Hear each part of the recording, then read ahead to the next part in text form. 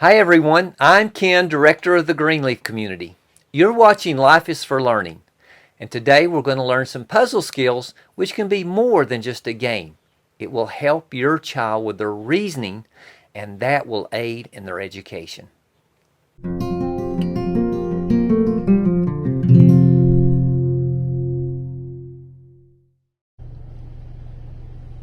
Today on Because Life is for Learning, we're going to talk about puzzle skills. I was looking through my puzzles, and these are the two easiest puzzles I have. Technically, there are 4 different puzzles in this one, but I'm going to encourage you to help your child to be successful at puzzles. I had to teach myself these skills. I can now work a 1,000-piece puzzle. It still takes me time. I'm not fast or anything, but if you look, these all have circles on the back. So the circles make one puzzle, and then the triangles make one puzzle, the diamonds make another puzzle, and the squares make another puzzle. And this top of the box is our workspace. So you take all the pieces. The first thing you would do is take all the pieces, make sure you have all the circles ones. Then you're going to turn them over and look at the picture. If you happen to have a picture, I have a very small picture right here. There was a bigger sticker on the top, but it came off. And I can kind of see which one. I actually have the little race car one right there. And so we teach these kids to find the ones with the edges first. And this, since it has a wheel, is not going to be a top one. It's not going to be there. It's not going to be there, even though that would fit there, but the picture is orientating it this way. So let's have them find the other corners. Here's another one, and we're pretty much going to assume and talk them through it. Look, the colors are going to be matching across there. So I'm going to find the other 2 corners. Here's the top corner, and since I know the R goes in that direction, if it went there, it would look ridiculous, and there it wouldn't work either. So we know it's there. Let's find our other corner. So we have these 4 pieces, and we've placed them. And then we start working across down here, and we can see that it's green and yellow. So I'm going to pull those 2 pieces up, and I can see immediately that this piece has the piece that's going to fit right there, and then I have this last piece that's going to fit right there. Encourage them to find the top pieces now. You could have started with the top, it wouldn't matter, but if you look, you can see everything is going together. Talk about how the letters meet up. Talk about the colors going across the top. And now we have 2 edge pieces that we're going to need, and there's truly only 2 middle pieces that don't have an edge.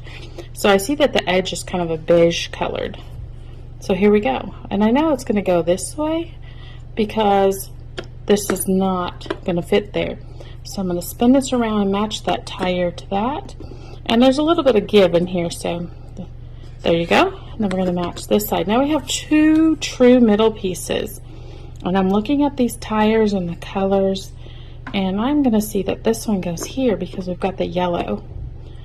And talk about the colors matching up. So this is a 1, 2, 3, 1, 2, 3, 4, 12-piece puzzle. Hopefully that helps you encourage your child to have success as a puzzle putting together a person, because sometimes it can be frustrating as a child that you don't know where everything goes, or sometimes the picture is so tiny it's hard to see. But if we look at our color clues, our edge clues, and then we can look at what our picture, if we know it's going to be a race car. This is the other puzzle. This one's a little harder. It's a 4 by 5, so that makes 20 pieces. It's 8 more pieces than the other one. Before this one, you can look at the picture. If you don't have a box, this one doesn't have a box, so it doesn't have a picture to work from. You could take a picture of it with your phone so the child can keep looking at it if that is helpful. But you can see, say, okay, now look, sun's gonna go there, rocks here. Okay, now let's dump it out. And so when we dump it out, we are going to crumble it up, because it would be no fun if you just put it back together. It was already like that. So we have some edges. We're going to look for the edges first, and we're like, do the colors match there? Nope, they do not. Let's move over here. Ah, look, there's her tie and her tunic thing. Here's another one. There we go. I just happened to pick up the right one. So we're going to look for all the edges. Let's find an edge with, well, here's some sunshine and some of the words. This just happens to be an Easter puzzle because that's the one I had. Here's some more words, and we're going to assume words go with words. That makes sense. And so see, look, we have these edges, and there's only truly 2, 4, 6 inner pieces. So if we can work the outer piece together, and this is for a pretty bright 4-year-old, or all the way up to 8. And when they're 8, it gets a little easy, so you could run the timer and say, let's beat our old score. So the first time they do it, maybe it takes them 1.5 minutes. I say, okay, next time, let's try it. Let's see if we can knock a few seconds off, and keep doing it until they can get it down to 30 seconds or whatever. The techniques I'm teaching you work with big puzzles or little puzzles. Find your edges first.